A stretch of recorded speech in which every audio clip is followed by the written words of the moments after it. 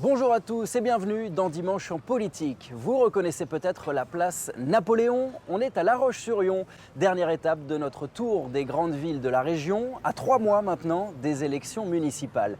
Une ville qui tient peut-être sa revanche, longtemps ignorée, voire moquée. Elle attire désormais près d'1 millier de nouveaux habitants chaque année. Ils viennent chercher un cadre de vie plus tranquille, celui d'une ville moyenne qui se développe. Le maire ici s'appelle Luc Boire du parti Horizon.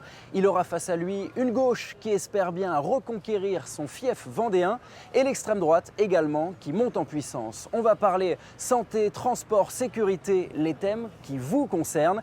C'est parti pour Dimanche en politique à La Roche-sur-Yon.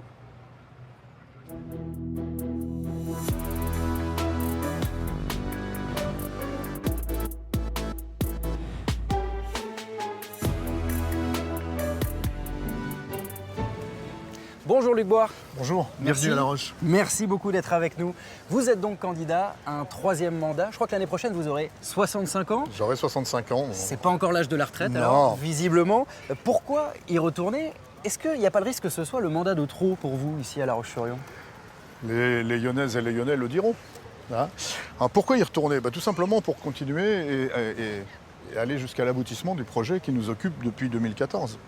On a voulu transformer cette ville, on a voulu lui donner le sourire qu'elle avait perdu, lui donner la fierté de redevenir vendéenne et donner aux Vendéens la fierté d'avoir une vraie capitale.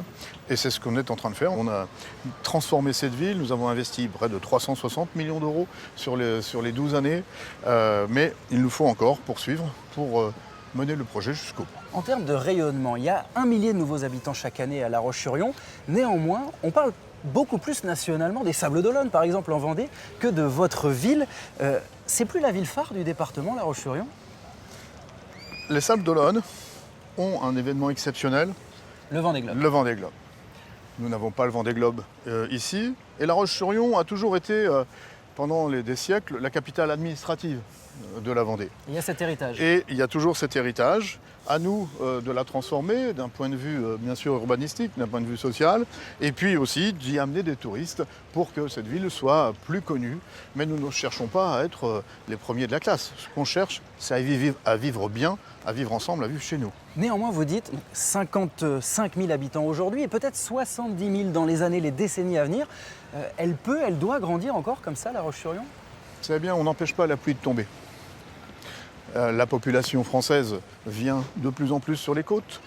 Et quand vous êtes à Paris, si vous faites Créteil-Pontoise, vous mettrez plus de temps que de faire La Roche-sur-Yon, les Sables-d'Olonne. Et donc, pour ces raisons, l'attractivité de La Roche se développe, ça attire. En fait, nous avons une ville qui a tout d'une grande, tout en restant une ville Et moyenne. les ennuis du quotidien, notamment par exemple le logement, 5 500 logements à venir, ce sera suffisant pour loger tout le monde? Écoutez, c'est déjà une belle étape. C'est énorme, le programme de construction à La Roche-sur-Yon est gigantesque. Évidemment, il faudra continuer, peut-être de façon plus modérée. On n'a pas vocation à accueillir 100 000 habitants. Mais évidemment, si vous prenez dans 15 ans 1000 habitants par an, eh bien nous ne serons pas loin des 75 000 habitants. Et je pense que la ville devra faire une pause. Mais ce n'est pas forcément la ville qui le décide. Ce sont les habitants, ce sont aussi tous les Français qui veulent venir plus tôt sur les côtes parce qu'il y fait bon vivre. Alors une ville qui grandit, elle doit aussi notamment avoir une offre de transport en commun adaptée. C'est un sujet qui vous intéresse pour ces municipales. Carla Butting est justement allée se balader en bus dans les rues de La Roche-sur-Yon. Bonjour, un ticket s'il vous plaît. Et voilà pour vous. Merci. Vous prenez souvent le bus? Non, c'est rare, mais c'est vrai que le samedi, des fois, il m'arrive de le prendre comme c'est gratuit. Et là, on le prend pour l'école. Le ticket, vous le trouvez cher? Pas du tout, je trouve pas. Je pense qu'il y a des tickets qui sont plus chers. Là pour 1,30 €, ça le fait. C'est pratique, écologique et ça revient à moins cher aussi de prendre le bus que de payer l'essence. Vous allez au travail en bus? Oui, tout à fait, Tous les jours? tous les jours. Vous n'avez pas de voiture? Non. Pourquoi? Alors d'une part parce que j'ai pas le permis, mais d'autre part parce que j'en ai jamais tellement ressenti le besoin, j'ai toujours vécu en ville. Ici à La Roche-sur-Yon, vous êtes satisfait de l'offre de bus? C'est-à-dire que venant de Nantes, je la trouve un petit peu limitée quand même. Combien de temps de trajet est-ce que vous avez entre votre domicile et votre lieu de travail en bus? Techniquement parlant, c'est une dizaine de minutes, mais moi je prends cet itinéraire-là justement pour en avoir un plus long, pour avoir le temps de bouquiner dedans. revoir, bonne journée.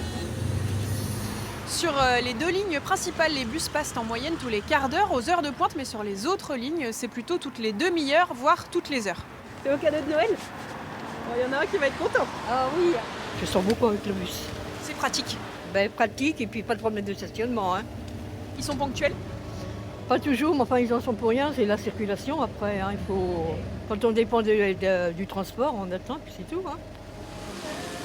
Le bus, bon pour le porte-monnaie et pour la planète aussi. D'ici 10 ans, la ville de La Roche-sur-Yon s'est donné l'objectif de faire rouler tous ces bus aux énergies propres.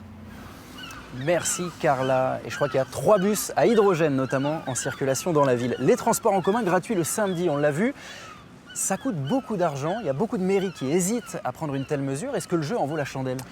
Pour nous, il en valait la chandelle parce qu'il fallait que nous arrivions à faire le lien entre nos zones commerciales, les quartiers et le centre-ville pour que chacun puisse avoir accès au commerce, à la culture, au sport, le samedi partout à La Roche-sur-Yon. Ça coûte combien ?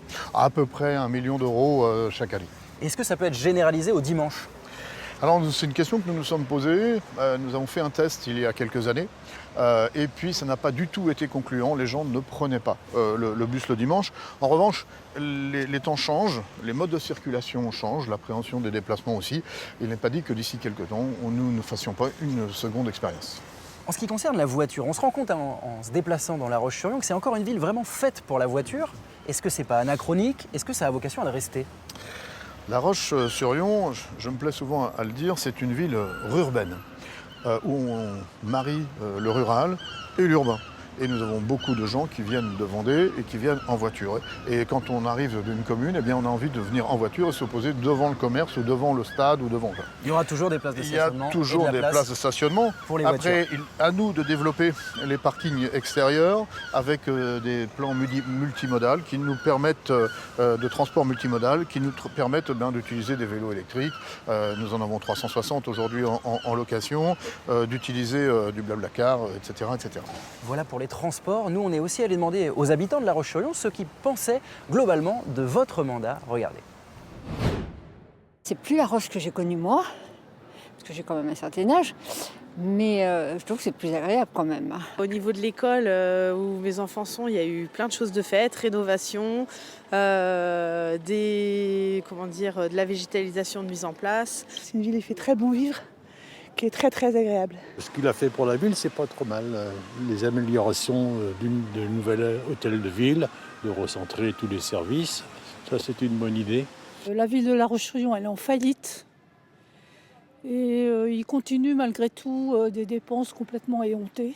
Des investissements qui ne sont pas forcément de bons investissements, des dépassements et de dates pour la livraison des travaux entrepris, dépassement de coûts aussi.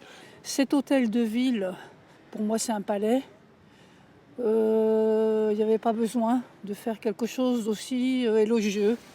Voilà, on l'entend, une ville qui s'est transformée, les habitants le reconnaissent. Néanmoins, ce chantier de l'hôtel de ville qui est derrière nous, 38 millions d'euros, est-ce que vous n'avez pas eu un petit peu les yeux plus gros que le ventre ? Alors il ne fait pas du tout 38 millions d'euros. Ça, ce sont les racontards de mon opposition. Avec le chantier du musée. Alors l'hôtel de ville fera tout carrossé, coût chantier 26 millions d'euros. La seconde partie, ce sera le musée qui sera réalisé, lui, entre 2026 et 2028. C'est pas un palais municipal, comme on l'entend de la part de l'opposition ? Alors, un palais municipal, il faut 3 éléments pour faire un palais municipal, au sens Larousse du terme. Il faut des assemblées, il y faut des services et il y faut un musée. Alors, effectivement, vous avez raison. À partir de 2028, ce sera un palais municipal au sens Larousse du terme. L'autre chantier phare, c'est celui des Halles. Là aussi, les habitants sont partagés. 17 millions d'euros, un calendrier qui a glissé. Vous êtes satisfait de ce chantier ? Alors du chantier en lui-même, du rendu, je suis extrêmement satisfait puisqu'il répond exactement à ce que l'on voulait faire, c'est-à-dire avoir un lieu d'animation, un lieu de bouche, un lieu de plaisir, un lieu de restauration, de fête, et puis un endroit avec une dalle où on peut recevoir des festivals, imaginer des rencontres, et ça fonctionne très bien. Ensuite, le glissement. Effectivement, il y a 3 années de trop et 4 millions de trop. C'est pour ça que j'ai attaqué en justice l'architecte pour une indemnité de 4 millions d'euros. Manifestement, il n'était pas à la hauteur. il n'a pas tenu ses promesses. Vous le reconnaissez. Et Mais est-ce qu'il y a- je le reconnais tellement que je l'attaque en justice pour ce remboursement. Est-ce qu'il y a globalement un dérapage financier? La dette de la ville a augmenté de 30% depuis votre arrivée. Elle est bien supérieure à des villes de taille similaire. Est-ce qu'il y a eu des dérapages au niveau des finances publiques? Absolument pas. Tout ça, c'est parfaitement assumé. La dette est un outil. D'ailleurs, ce n'est pas la dette qu'il faut dire, c'est l'emprunt qui est un outil. Et si vous n'empruntez pas, comme n'importe quelle entreprise, vous n'arrivez pas à développer Mais vous faites votre partie vie. d'un parti Horizon qui prône une bonne gestion, en bon père de famille des finances publiques. C'est un peu paradoxal. Non, c'est une excellente gestion, un bon père de famille, mais un bon père de famille qui a eu des entreprises à mener. Avec une taxe foncière qui a augmenté de 7% aussi l'année dernière, une des plus fortes augmentations dans les grandes villes de France. Elle a augmenté de 3 points, mais est-ce que les autres villes de France l'ont fait l'année précédente, avec certaines 15, 20 ou 35%? On en avait des cas sur pas très loin de chez nous. Nous, on a choisi de le faire cette année. Et puis, Et les habitants ne peuvent pas se dire on paye plus d'impôts pour que le maire se refasse un joli bureau. c'est pas le maire qui se fait un bureau, c'est la ville qui bénéficie d'un équipement. Quand nous sommes arrivés ici, nous avons fait faire un audit des bâtiments. 70% des bâtiments nécessitaient d'être refaits entièrement. Le coût dépassait très largement le coût de cet hôtel de ville. Ici, avec l'hôtel de ville et d'agglomération, nous allons économiser 1 million d'euros par an en fluide, en fonctionnement. Et je vous dis, si on fait le calcul sur 20 ans de l'exploitation des bâtiments que nous allons vendre, qui vont retrouver des logements, et de l'exploitation de ce bâtiment, nous allons économiser sur 20 ans 13 millions d'euros. Avec les deux solutions, si nous avions dû refaire l'ensemble des bâtiments ou si nous faisons celui-ci, 13 millions d'euros. 13 millions d'euros, c'est une salle de sport, c'est deux terrains de sport, c'est un cinéma, c'est énormément de choses et c'est une école complète de reconstruite. Et ça, c'est de la bonne gestion de bon père de famille. Donc vous assumez. Une de vos priorités, c'est la santé à La Roche-sur-Yon. Il y a quelques années encore ici, un habitant sur 5 n'avait pas de médecin traitant. Vous avez initié des centres municipaux de santé. Amélie Lepage est allée voir à quoi ça ressemble. Nous sommes ici dans le premier centre municipal de santé qui a été ouvert à La Roche-sur-Yon. C'était en 2017. Aujourd'hui, il y en a 4. 17 médecins y sont salariés. Une réponse de la ville au manque de médecins pour ses habitants. Je suis arrivé à La Roche il y a 3 ans. Et je suis resté 2 ans sans médecin traitant. Je me suis inscrit sur une liste d'attente à la mairie de Saint-André-d'Ornay, la mairie annexe. Et au bout d'1 an, on m'a rappelé en me demandant si je cherchais toujours un médecin. J'ai dit oui et on m'a trouvé ici un médecin traitant. Comment vous faisiez quand vous n'aviez pas de médecin traitant ? J'allais à l'hôpital de La Roche ou alors j'appelais SOS médecin. On était en campagne et on est arrivé à La Roche et on a mis 3 ans avant de trouver un médecin.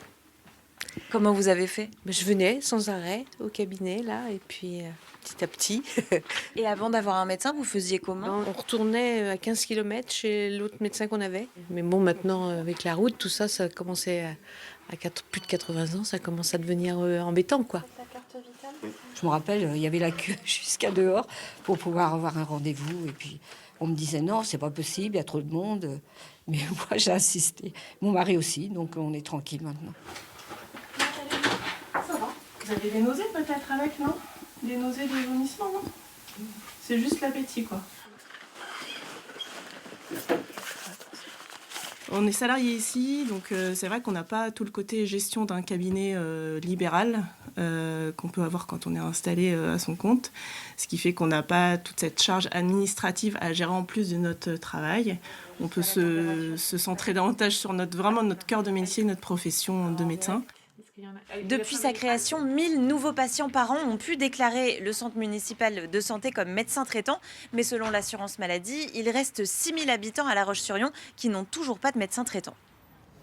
Voilà, ces centres municipaux de santé, on voit que ça marche. Le maire peut agir sur la question de l'accès aux soins. Est-ce que ça peut se généraliser à tous les quartiers de La Roche-sur-Yon ?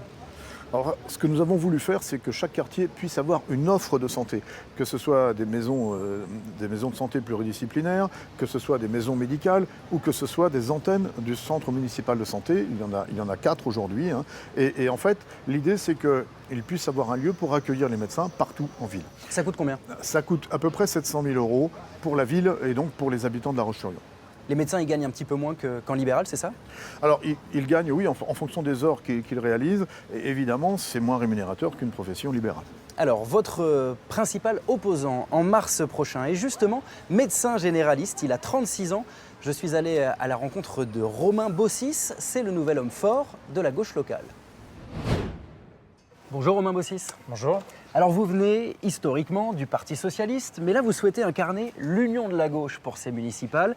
Alors ce sera sans les communistes, sans Lutte ouvrière qui ont leur propre candidat, sans le soutien officiel des Insoumis également. Quelle gauche vous représentez ? Je représente une gauche citoyenne, puisque dans le collectif, on a d'abord beaucoup de citoyennes et de citoyens engagés sur la ville au niveau associatif, professionnel.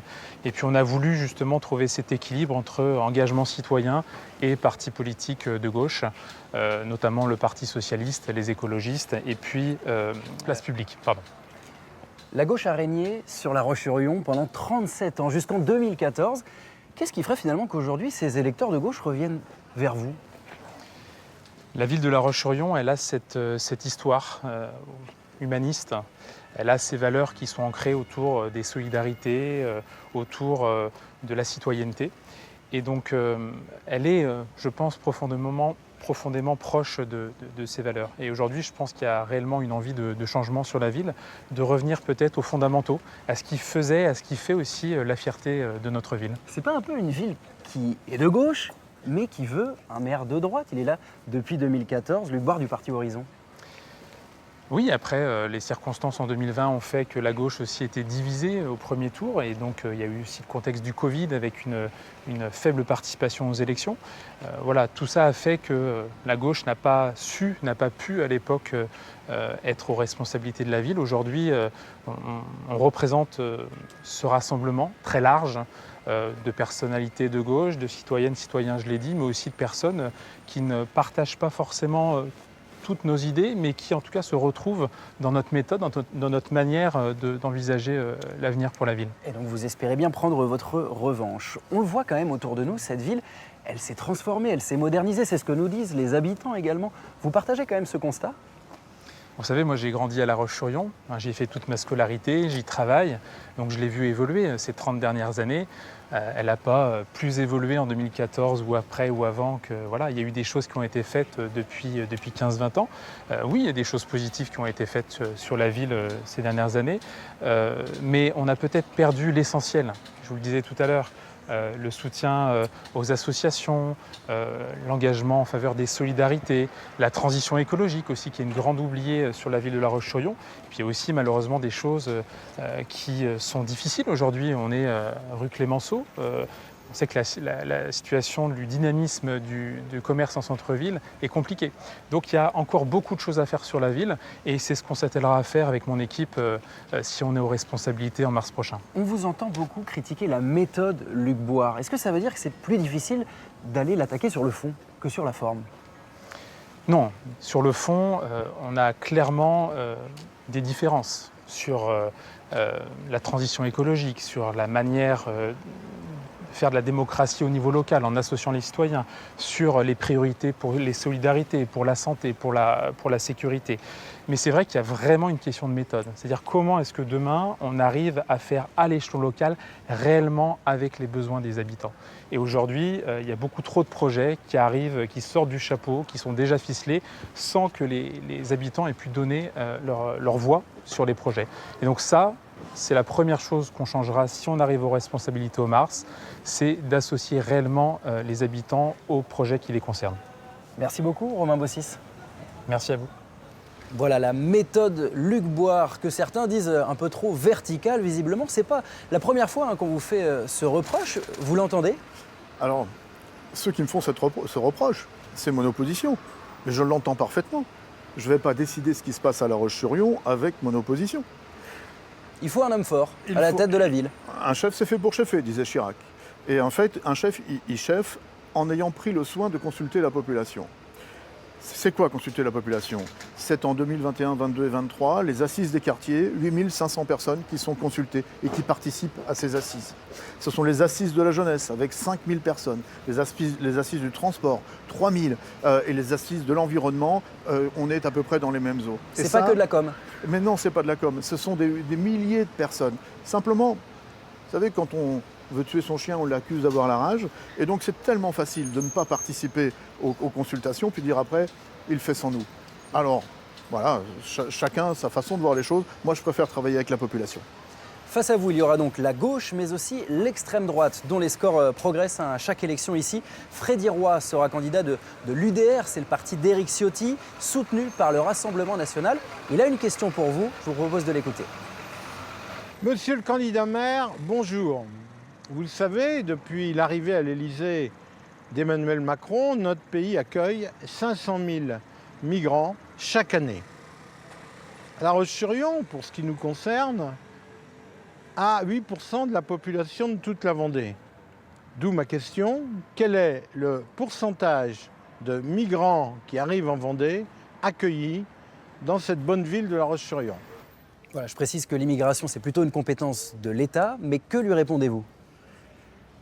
Que ce n'est pas une situation toujours facile que d'accueillir. Et que d'accueillir quand ce n'est pas le premier souhait. Quand il y a eu le desserrement de Paris qu'on dit pour les Jeux Olympiques, sur la région Pays de la Loire, ce sont 600 personnes qui sont arrivées, dont 40 et quelques à La Roche-sur-Yon. Ces 40 ont été logés à la Fraternité, qui a été ouverte spécialement par le préfet de Vendée. Et je souhaitais, avec le préfet de Vendée, et ça a d'ailleurs été peut-être l'un de nos rares points d'achoppement à tous les deux, que ce ne soit pas La Roche-sur-Yon seule qui accueille toute cette population. Pourquoi? Parce qu'une fois qu'ils sont ici, on se dit bien qu'ils ne vont pas repartir et que nous avons besoin, nous, de les accueillir. Et à ce sujet, je remercie les associations qui font un boulot formidable. Il faut les accueillir, il faut les former, leur faire apprendre la langue et faire en sorte qu'ils s'intègrent parfaitement. D'ailleurs, nos entreprises en ont besoin pour pouvoir réaliser tous les travaux dans une agglomération aussi dynamique que la nôtre. Alors je précise quand même que le nombre d'étrangers arrivés l'année dernière en France est de 343 000 selon le ministère de l'Intérieur, dont 100 000 étudiants étrangers. Johanna Roland à Nantes, elle parle d'une ville à l'accueil inconditionnel. C'est le cas aussi à La Roche-sur-Yon? Vous êtes d'accord avec ça? Non, je ne suis pas d'accord avec ça. Parce que accueillir et après, ce n'est pas l'accueil qui pose problème. C'est ensuite. Si nous accueillons des gens et que nous ne sommes pas capables de les intégrer, de faire qu'ils se sentent bien ici et que nous nous sentions bien avec eux chez nous, il faut arrêter.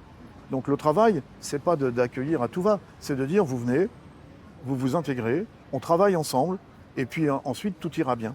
Mais accueillir à tout va, eh bien, il arrive un moment où ce sont des gens dont on n'a plus le temps de s'en occuper, il n'y a aucune association qui est dimensionnée pour ça et on va carrément au conflit. L'autre thème porté notamment par l'extrême droite, c'est l'insécurité. Les chiffres officiels de la délinquance à La Roche-sur-Yon sont plutôt stables, mais quasiment tous les candidats, de gauche comme de droite, proposent d'augmenter le nombre de policiers municipaux. C'est votre cas aussi. Pourquoi ne pas l'avoir fait plus tôt dans ce cas? Mais je l'ai fait plus tôt.